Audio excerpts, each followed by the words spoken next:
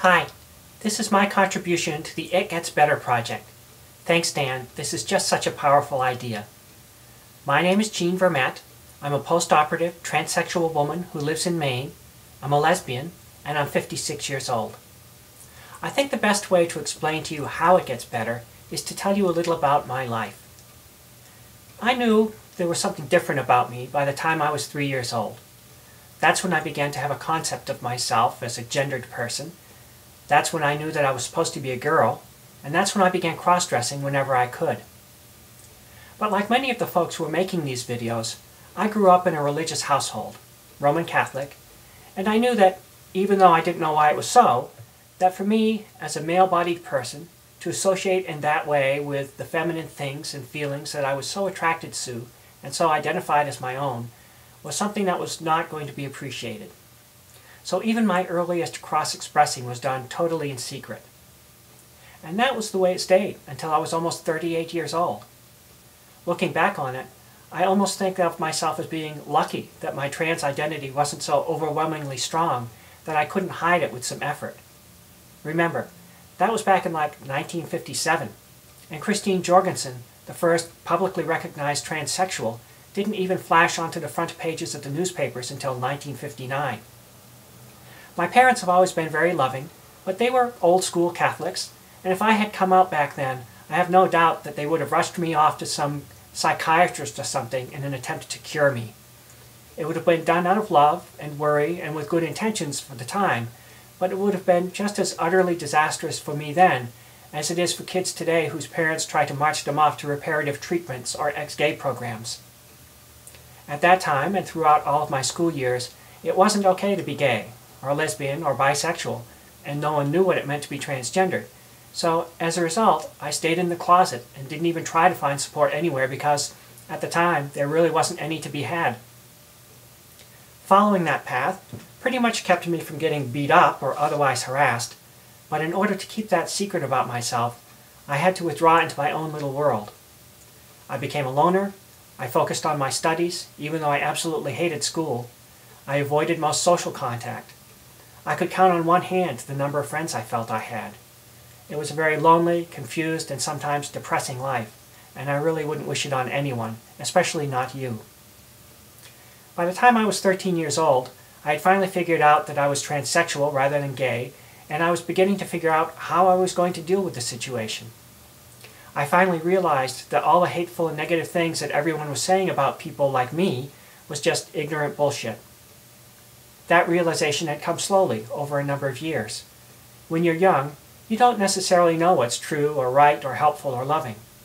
And the adults in your life tell you that they know what those things are, and they generally seem to know a lot more than you do, so you believe them. As you grow older, you learn more about the world, and you also come to realize that those same adults aren't perfect, and that they can be mistaken just as easily as you can. Then you start thinking for yourself and questioning what you've been told.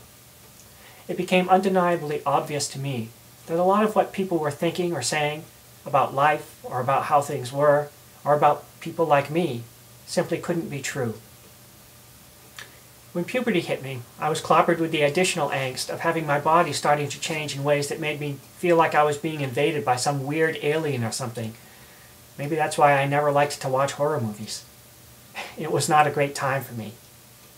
Then, in high school, something happened that changed my focus and gave me hope. I read a book called Summer Hill.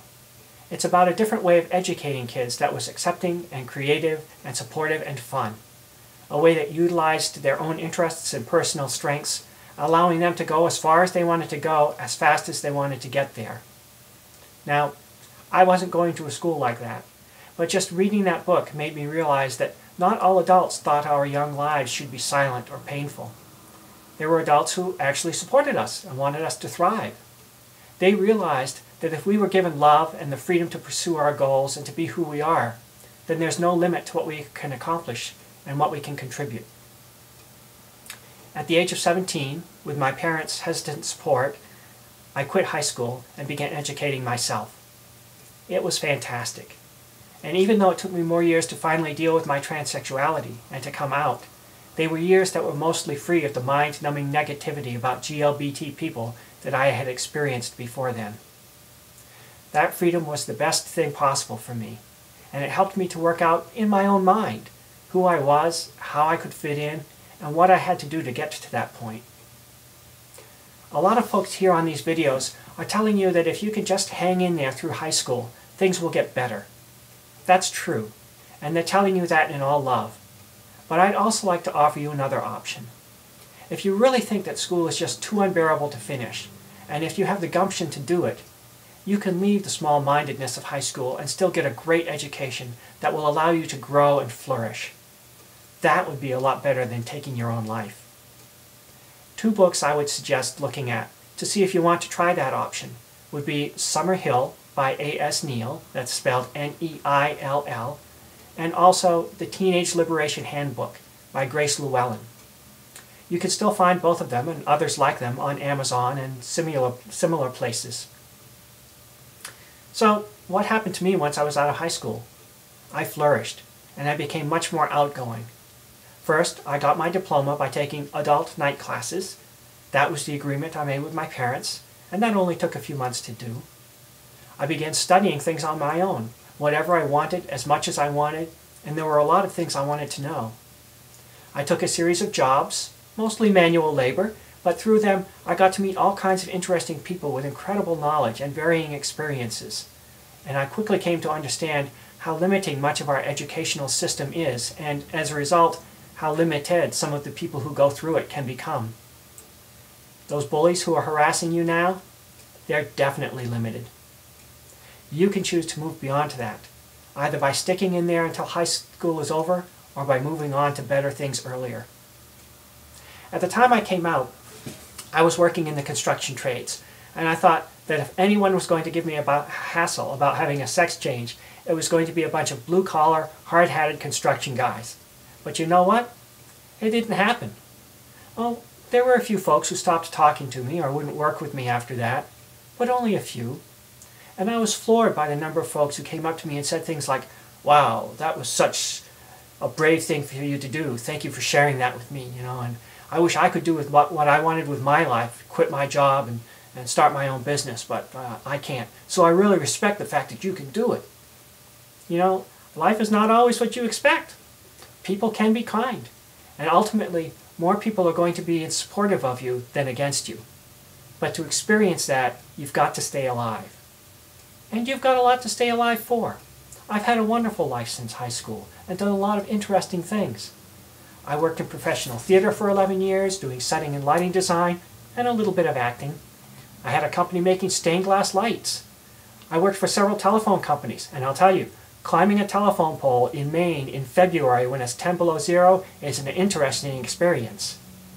I've done computer programming. I've done dishwashing. I got a paralegal degree.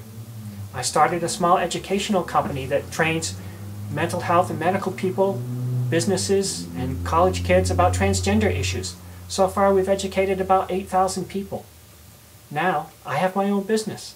I'm a licensed electrician and one of the few women electricians in the state. And I have a partner. We've been together for 9 years, and we're building a house together in the Maine woods, near a bunch of lakes and the ocean and Acadia National Park. She couldn't be here for this video because, guess what? She's back in school pursuing one of her dreams. She's going to become an automobile mechanic. Woo-woo, I'm going to get free car repairs. So you see, it does get better. All these people who are making these videos, they're not pulling your leg. We're telling you it gets better because our experience is that it does. But to have those great life experiences, you've got to stay alive. Stick in there and go after what you want. And you can do it. We know you can do it because we did it. And we don't have any superhuman abilities or unusual psychological strengths. We did it. And we're just like you.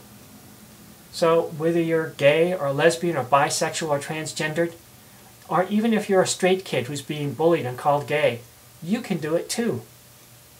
Please, know that you're all loved. Know that we're waiting to welcome you into our big, wonderful, worldwide family, and go out there and show them what you're made of. It does get better.